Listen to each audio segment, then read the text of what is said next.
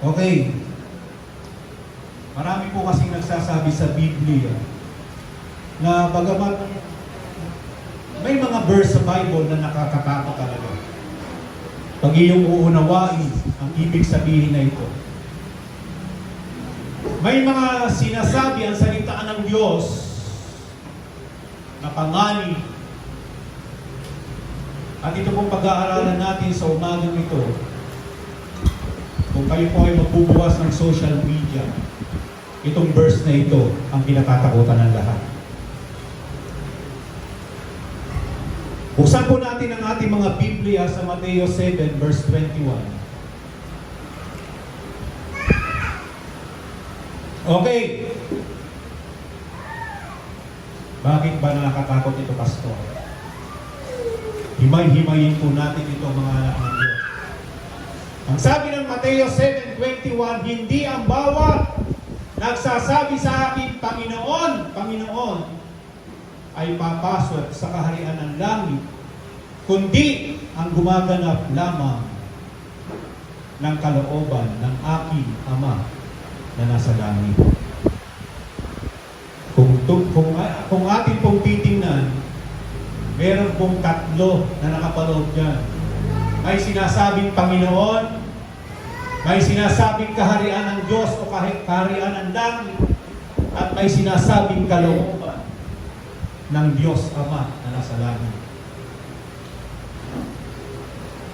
Alam niyo po, mga kapatid, sa bersikulo na yan, lahat pong tao ay involved dyan. Amen? Lahat pong tao ay involved dyan. Sapagkat maraming tao ang nagsasabi sa kanilang mga sarili na kilala nila ang Panginoon, na kilala nila si Kristo. Kahit sino ang tanongin mo diyan sa labas, kilala nila ang Panginoon maliban sa mga ateista, hindi po sila naniniwala sa Diyos. Pero karamihan ng tao sa mundong ito nagsasabi na kilala nila ang Diyos, na kilala nila ang Panginoon. Ngunit ang tanong, sila ba ay makakapasok sa kaharian ng Diyos? Marami rin na nagsasabi, member ako ng church. Marami ang nagsasabi, baptize ako sa church. Marami ang nagsasabi, nangangaral ako ng salita ng Diyos, kumakanta ako sa loob ng church, nagsasayaw ako, meron akong katungkulan sa loob ng church. Every Sunday, nandito ako sa loob ng church. May ginagawa ako sa loob ng church. Naghahayag ako sa salita ng Diyos. Ang tanong, sigurado ka ba na papasok ka sa kaharian ng Diyos?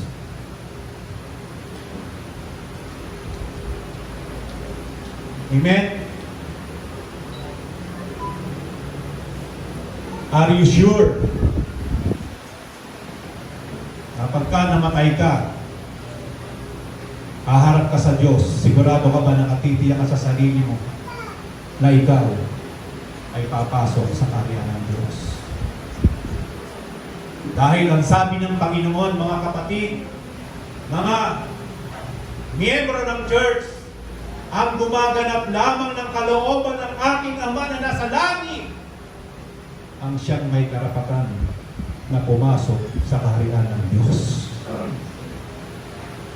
Amen? Huwag mong sabihin baptize ka. Huwag mong sabihin tama sa oras dumarating ka. Huwag mong sabihin every Sunday nandito ka. Huwag mong sabihin umahayo ka. Tanungin mo ang sarili mo kung ginaganap mo ba talaga ang kalooban ng ating Panginoon. Amen? Pastor, napakalalim mo. Malalim po talaga ang salita ng Panginoon. Kaya sabi ko nga sa inyo, ang salita ng Diyos ay parang talim magkabilang tapa. Amen? Nakakasugat, nakakasakit ng damdamin.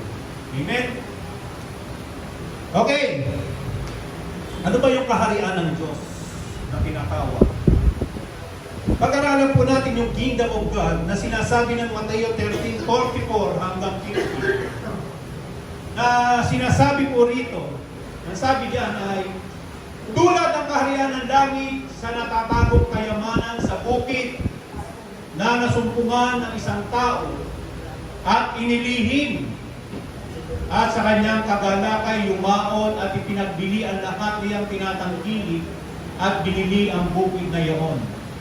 Sabi ko ng 45, gayon din naman, ang kaharian ng langit ay katulad ng isang taong nangangalakal na humahanap ng magandang perlas. Sabi ng 46, at pagkasumpong ng isang mahalagang perlas, ay yumaon siya at pinagbili ang lahat niyang tinatangkilik at binili yaon. Sabi ng 47, tulad din naman ang kaharian ng langit sa isang lambat na inihulog sa dagat na nakahuli ng sari-saring isda. Na nang mapuno, ay ano ang ginawa? Ay hinila nila sa pakpak at sila'y nagsiupo at tinipon sa mga sisigdan ang mabubuti. Datapwat itinapon ang masasama. Ang sabi ng 49, gayon din ang mangyayari sa katapusan ng sanlibutan. Lalabas ang mga anghel at ihiwalay ang masasama sa matutuwid. At ang sabi ng verse 50, at sila'y igagatong sa kala ng apoy. Diyan na nga ang pagtangis at ang pagngalit ng mga ngipin. Amen? Bakit sinasabi sa 49 hanggang 50 na ibinubukod yung mabuti sa masama, na meron pagnangalit ng ngipin? Dahil kung babasahin pa lang natin yung unang verse, amen? Na binanggit ko kanina, ay meron dong kayamanan na natatago, na nakita ng isang tao, na nung kanyang makita, ano ang kanyang ginawa, ipinagbili niya ito upang makuha niya yung natatagong kayamanan. Pero ano ang ginawa ng taong ito? Inilihim, iningatan. Amen? Ibig sabihin, hindi siya nagpunyagi upang ito ay pagyamanin ang bukurin na ito. Amen? Ganon din naman yung perlas. Ano ang ginawa niya? Yung mga ngalakal, nakakita ng perlas, ano ang ginawa niya? Ipinagbili niya rin yung kanyang mga ari-arian. Ano ang ginawa sa perlas upang ito'y kanyang makita? Pero ang ginawa, ano ang ginawa niya, kapatid? Hindi niya rin pinagyaman yung tinatawag na kayamanan. Amen? Sapagkat ang kaharian ng Diyos ay dapat natin pinagyayaman sa buhay natin. Amen? Hindi pwedeng every Sunday nandito ka lang sa loob ng church. Dahil nandito ka na sa kaharian, may pag-asa ka na mapunta sa kaharian ng Diyos. Pero dapat may gawin tayo. Amen? Hindi pwedeng every Sunday nakikinig ka lang ng salita ng Panginoon. Amen? Hindi pwedeng every Sunday pagkatapos mo magsimba, okay na. Parang katulad ka dun sa nangangalakal, inilihim. Amen? Parang katulad ka dun sa natatagong kayamanan sa lupa na nang kanyang mabili, wala na siyang ginawa. Amen? Dapat bilang Kristiyano, kung gusto mo talagang makapasok sa kaharian ng Diyos, ipangalakal mo ang salita ng Panginoon. Amen? Dapat meron kang gawin. Amen? Hindi pwedeng nandito ka lang sa loob ng church, nakaupo, pagkatapos tapos na, hindi po ganun ang obligasyon natin. Amen? Dahil ang kalooban ng Panginoon, kaya nga merong sinasabi dyan, na ang kalooban ng Panginoon, na ang sino mang gumanap ng kalooban ng Panginoon ay siyang maliligtas. Kalooban ba ng Panginoon na ipangaral mo ang salita ng Diyos? Amen? Kalooban ba ng Panginoon na dapat may gawin ka, na dapat huwag mong itago yung natutunan mo? Dapat huwag mong itago yung karunungan na binigay sa iyo ng Panginoon. Dapat i-share mo ito sa mga kamag-anak mo, sa mga kaibigan mo. Huwag mong itago kung ano yung narinig mo ngayon, sapagkat marami kang tao na pwedeng dalhin sa kaharian ng Diyos sa pamamagitan ng karunungan na binigay sa iyo ng Panginoon. Amen? Hindi pwedeng pagkatapos ng church uuwi tayo, no. Dapat may gawin tayo upang mas maganap natin yung kalooban ng Panginoon. Dahil napakalawak po ang kalooban ng Panginoon, kapatid. Ano pa? Sinasabi po rito, mga anak ng Diyos, sa Mateo chapter 5, verse 21, sinasabi po rito up to following verse. Sapagkat sinasabi ko sa inyo na kung hindi hihigit ang inyong katwiran sa katwiran ng mga eskriba at mga pariseyo, sa anumang paraan kayo'y hindi kayo magsisipasok sa kaharian ng langit.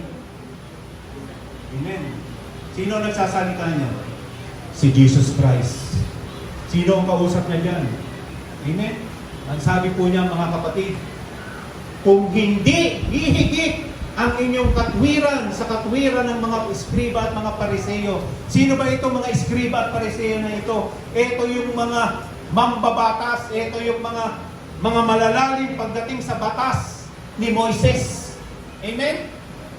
Sila yung mga pariseyo na magagaling sa mga batas ng lumang tipan. Amen? Ng mga batas ni Moises. Amen? Pero bakit sinabi ng Panginoon? Amen? Bakit sinabi ng Panginoon sa kanyang mga tagapakinig na kung hindi hihigit ang katuwiran nyo sa katuwiran ng mga pariseyo at mga eskriba, ay hindi kayo magsisipasok sa kaharian ng langit. Bakit? Ang sabi ng 22 up to following verse, narinig ninyo na sinasabi sa mga tao sa una, huwag kang papatay, at sino mang pumatay ay mapapasanganib sa kahatulan. Ang sabi ng 23, ng 22, datapot sinasabi ko, sino ngayon nagsasabi nito? Si Jesus Christ. Datapot sinasabi ko sa inyo na ang bawat mapuot sa kanyang kapatid ay mapapasanganib sa kahatulan. Amen? Yung lumang tipan, yung kautusan ng mga eskriba, literal na pagka pumatay ka, mapupunta ka sa kahatulan ng Diyos. Sinasabi ngayon ni Jesus Christ, mapuot ka lang sa kapatid mo, may hatol ka na sa Panginoon. Amen? Magtanim ka lang ng puot sa kapwa mo tao. Kapatid, hindi ka na sumusunod sa kalooban ng Diyos. May hatol ka sa Panginoon. Amen? Maliwanag ang sinasabi yan sapagkat sinasabi ko sa inyo na ang bawat napupuot sa kanyang kapatid ay mapapasapanganib sa katulad, at ang sino man magsabi sa kanyang kapatid, raka, ay mapapasanganib sa Sinedrin, at ang sino man magsabi, ulol ka, ay mapapasapanganib sa impyerno ng apoy. Literal po yan, yung ulol ka. Kaya huwag po kayo magsasalita ng ulol. Baka kayo ay mapunta sa impyerno. Amen? Ang sabi niya, ang sino mo magsabi sa kanyang kapatid, raka. Ano ba yung raka? Yan po ay Greek word na kung i-search niyo po sa dictionary, ibig sabihin niya ay brainless, parang walang alam, parang inutil. Amen? Yan po kasi yung mga tawag nung panahon ng mga Hudyo, raka. Pero ano sabi ni Jesus Christ? Amen? Ang sabi ni Jesus Christ, raka means worthless, empty-headed man. Ibig sabihin, walang alam, walang laman ng utak. Amen? Brainless, idiot. Amen? Pag sinabing idiot, tanga. Amen? Foolish, witless. Yan po, pag nagsabi ka sa iyong kapatid ng raka, ang sabi, mapapasapanganin ka sa Sinedrin. Ano ba yung Sinedrin? Yan po yung batas ng panahon ng mga Israel na sinasabi dito yung Sinedrin na yan, ay para malaman nyo, yung Sinedrin po na yan ay yun yung mataas na hukuman ng mga Hudyo sa Jerusalem noong araw. Amen? Na yun po ay bumubuo ng mga matatanda na kapag ka narinig ka at ikaw ay inireklamo, pwede kang hatulan sa hukuman na ito. Amen? Pero ang sabi ng Panginoon, pag nagsabi ka ng ulol ka sa kapatid mo, sa kapwa mo, kahit kanino mang tao, ang sabi ng Diyos, mapupunta ka sa impyerno ng apoy. Amen? Ang sabi ng 23, kaya kung inihahandog mo ang iyong hain sa dambana at do'y maalala mo ng iyong kapatid ay mayroong anumang laban sa iyo. Iwan mo roon sa harap ng dambana ang hain mo at yumaon ka ng iyong lakad, makipagkasundo ka muna sa iyong kapatid at kung magkagay magbalik ka at ihandog mo ang iyong hain, makipagkasundo ka agad sa iyong kaalit samantalang ikaw ay kasama niya sa daan. Baka ibigay ka ng kaalit mo sa hukom at ibigay ka ng hukom sa punong kawal at ipasok ka sa bilangguan. Ang sabi ng Bible sa panahon natin ngayon, kung ikaw ay merong kagalit at ikaw ay nandito sa loob ng church, useless po ang ginagawa mong pagsamba at pagpupuri sa Diyos. Amen? Yung ginagawa mo hanggang dyan lang sa kisame, hindi ito nakakaabot sa kaharian ng Diyos. Kaya ang sabi ng Panginoon, bago ka sumamba sa Kanya, makipag-ayos ka muna, makipagbati ka muna sa iyong kaaway. Amen?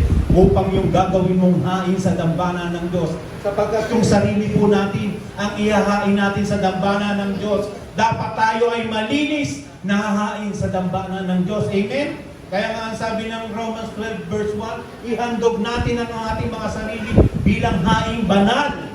Amen? Malinis sa harapan ng Diyos. Dahil ang sino man na ihahain ang kanyang sarili sa dambana ng Diyos, kahit sabihin mong every Sunday, nandito ka sa church, kung ikaw ay may kagalit, kapatid, walang kwenta ang ginagawa mo.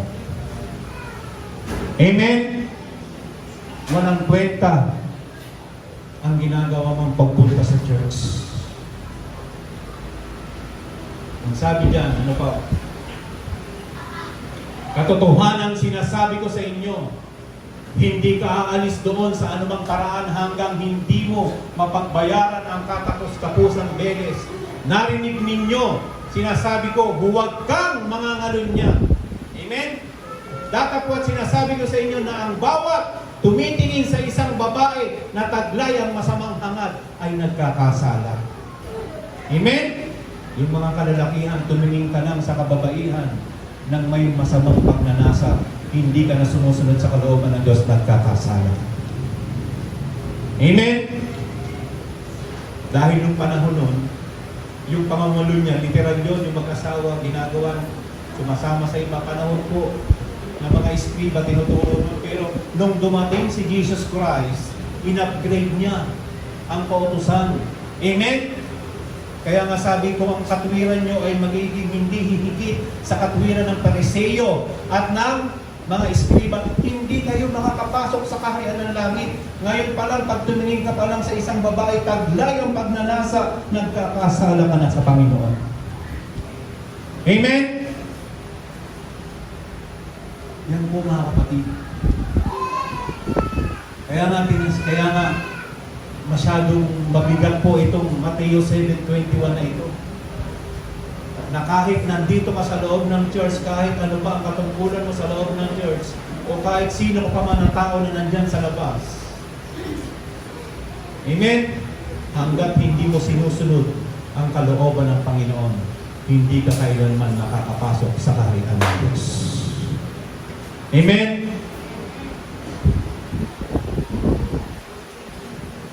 Ano pa kapatid? Okay. Ano ba yung will of God? Amen? Pastor, ano ba yung kalooban ng Panginoon?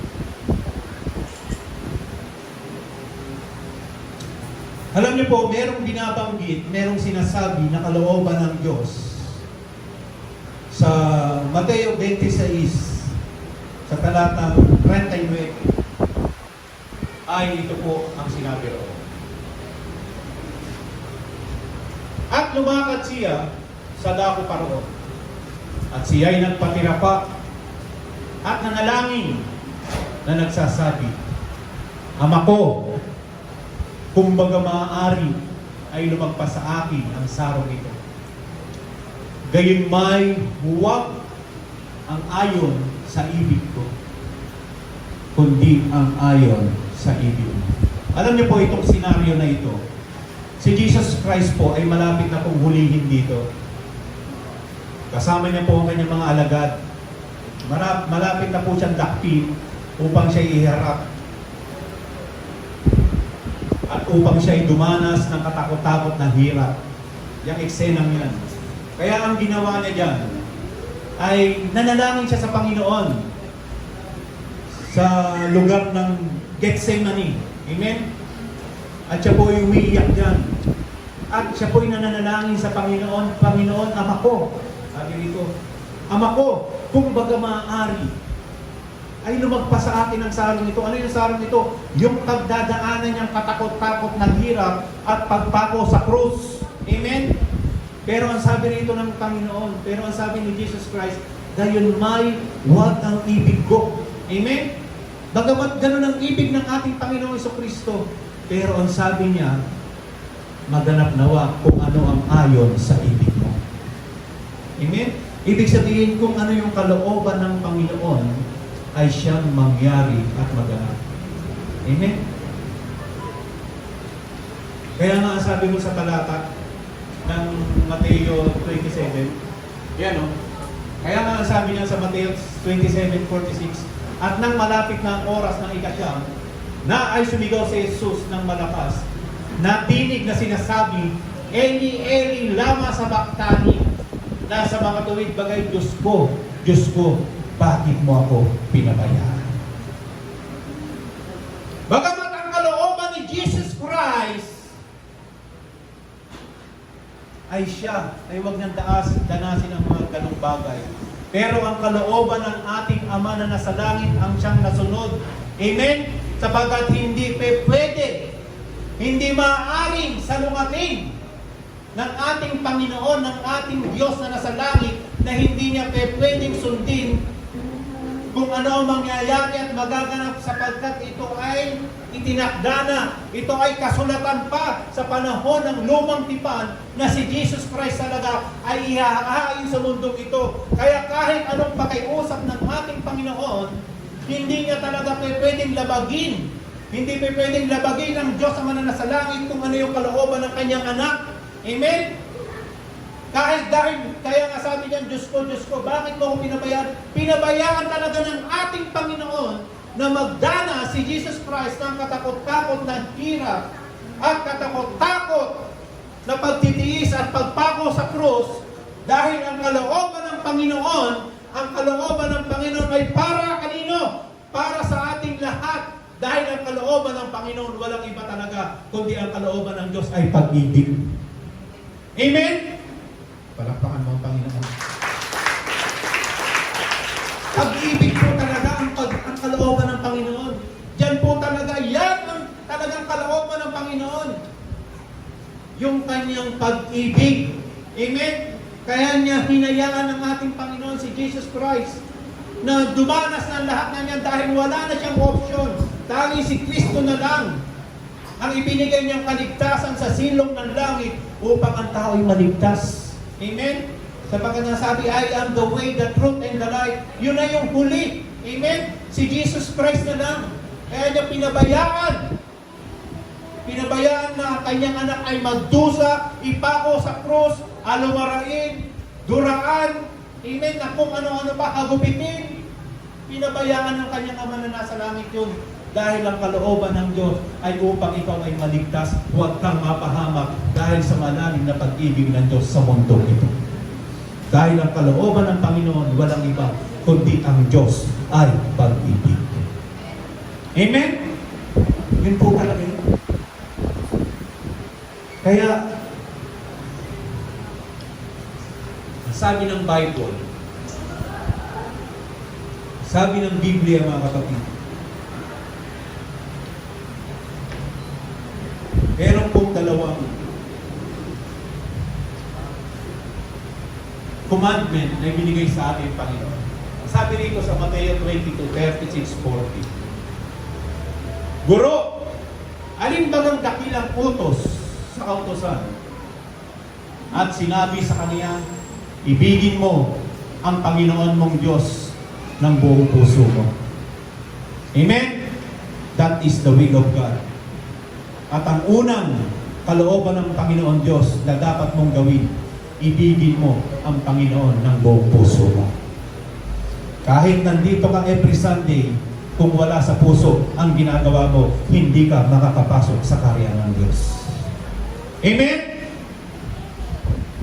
Sabi diyan, ibigin mo ang Panginoon mong Diyos ng buong puso mo. That is the will of God. Amen? Ano pa? Ng buong kaluluwa mo. Ng buong pag-iisip mo. Ito ang dakila at pangunang utos. That is the will of God. Ano pa? Ang will ng God. Ano pa ang kalooban ng Diyos? At ang pangalawa ay katulad nito. Ibigin mo ang iyong kapwa na gaya ng iyong sarili. Ang dalawang ito'y nauwi ng buong pautusan at ang buong propeta. Dahil kung hindi mo iibigin ang iyong kapwa, kapatid, tandaan mo itong sinabi ko to sa iyo, hindi ka kailanman makakapasok sa kaharian ng langit. Kaya mabigat po yan, kapatid, yung Mateo 7:21 na yan.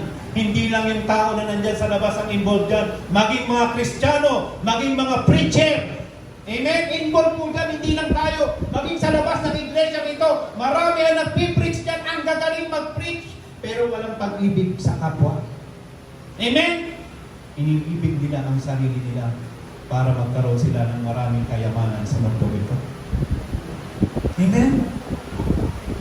Ang sabi ng Panginoon, ibigin mo ang Panginoon ng iyong buong puso. Amen? Ikaw, tanungin mo ang sarili mo.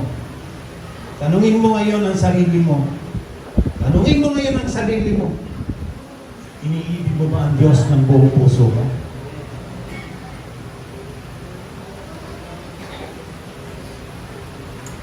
Tanungin mo. Yung start pa natin ng Sunday service, 9:30, nakakapunta ka pa rito ng 9:30. Amen? Sabi ng Panginoon, napakasimple lang po ng pinagagawa sa atin ng Panginoon. Ibigin mo ang Panginoon ng buong puso mo, ng buong lakas mo, ng buong kaluluwa mo. You cannot serve two masters. Amen? Hindi ka pwedeng maglingkod sa dalawang Panginoon. Mamimili ka lang. Amen? Kung talagang iniibig mo ang Panginoon ng buong puso mo, dapat 9:30 pa lang nandito ka na sa loob ng church. Amen? At higit sa lahat, kung iniibig mo ang Panginoon ng buong puso mo, dapat pagdating ng praise and worship, pinaluluguran mo ang Panginoon ng buong puso mo. Dahil ang Diyos ang nanonood sa iyo kung paano mo siya i-bless every Sunday. Palakpakan mo ang Panginoon. Amen?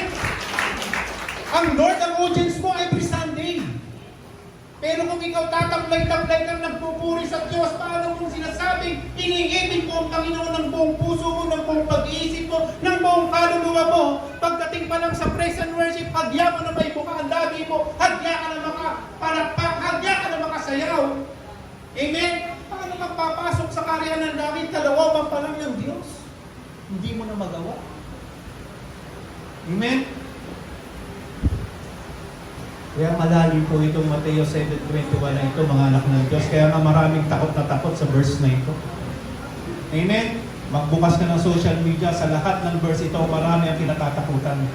Mateo 7:21 up to 23. Amen?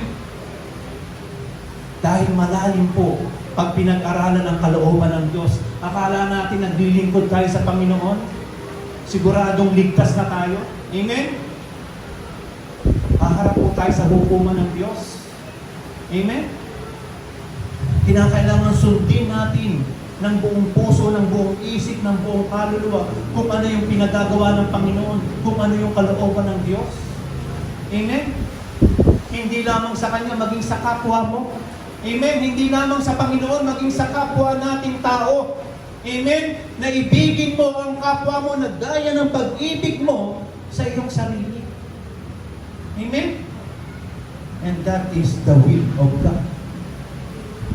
Amen? Dapat hindi tayo makasarili. Isipin din natin ang kapakanan ng iba. At higit sa lahat, tayo mga Kristiyano, huwag na huwag tayo magtatanim ng sama ng loob sa kapwa natin. Kung ano yung magagawa pa natin sa kapwa natin ang tulong, gawin mo sa kapwa mo dahil hindi mo sa kanya ginagawa yan, sa Panginoon mo yan ginagawa. Amen? And that is the will of God. Amen? Kaya malalim po itong will of God na ito, mga kapatid. Mga anak ng Diyos na dapat natin maunawaan. Kaya nga maraming mga preacher ang takot dito. Naghahayag ako ng salita ng Diyos, nagpapalayas nga ako ng demonyo.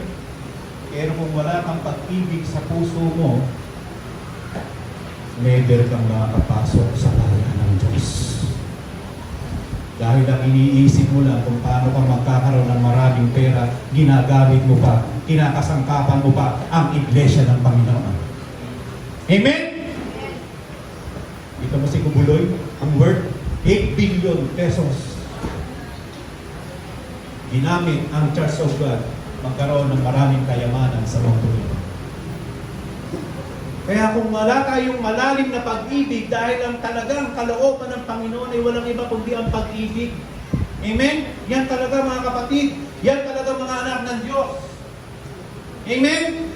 Dahil nasabi nga ng 1 Corinthians 13:1-2, sabi niya, malapit na po tayo matapos. Kung ako'y magsalita ng mga wika ng mga tao, ng mga anghel, dapat wala akong pag-ibig, ay ako'y naging tanso at tumutunog at batingaw na umalingaw-ngaw. Amen? Ibig sabihin, di ba pag pinatulog mo yung maalingaw-ngaw kasi walang laman yung loob. Para kang batingaw. Amen?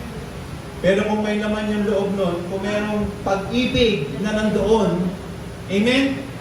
Kaya nga sabi niya, at kung magkaroon ako ng kaloob ng panghuhula, amen? Minsan yung kaloob ng panghuhula, saan ginagamit? Para magkapera. Amen? Binigyan ng wisdom ng Panginoon, binigyan ng talento ng Panginoon, binigyan ng discerning ng Panginoon. Pero saan ginagamit ang discerning? Ginagamit para sa kanyang sariling pangangailangan. Amen? Dahil wala siyang pag-ibig sa kanyang kapwa at sa mga miyembro. Amen? Sabi niya, at kung magkaroon ako ng kaloob ng panghula, maalaman ko ang lahat ng hiwaga at lahat ng kaalaman. At kung magkaroon ako ng buong pananampalataya, walang kwenta yung pananampalataya mo, kapatid. At ano pang mailipat ko ang bundok, datapot wala akong pag-ibig, ay wala akong kabuluhan. Kung wala kang pag-ibig, palakpakan mo ang Panginoon. Amen? Dahil ang sabi ng 1 Corinthians 13:13, datapwat ngayon nananatiling ang tatlong ito, ang pananampalataya, ang pag-asa, at ang pag-ibig. Ngunit, ang pinakadakila rito, walang iba kundi ang kalooban ng Panginoon, yung salitang pag-ibig. Amen?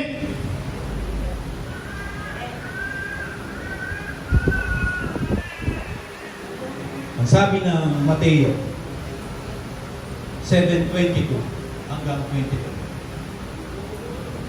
marami ang magsasabi sa akin sa araw na iyon, Panginoon, Panginoon, hindi baga nagsipanghula kami sa iyong pangalan?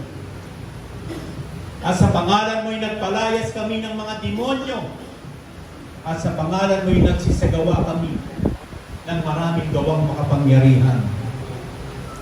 At kung magkagayon ipapahayag ko sa kanila, kailanmay hindi ko kayo nakikilala. Magsilayo kayo sa akin, kayong manggagawa ng katampalasan. Amen? Anong sabi diyan? Sino tinutukoy diyan? Marurunong na yan sa salita ng Diyos, yung pinalayas na yan ng Panginoon. Yung hindi na yan kilala ng Panginoon, ang sabi diyan, nagpapalayas ng demonyo. Ibig sabihin, pag nagpapalayas ka ng demonyo, kaanib ka na ng church.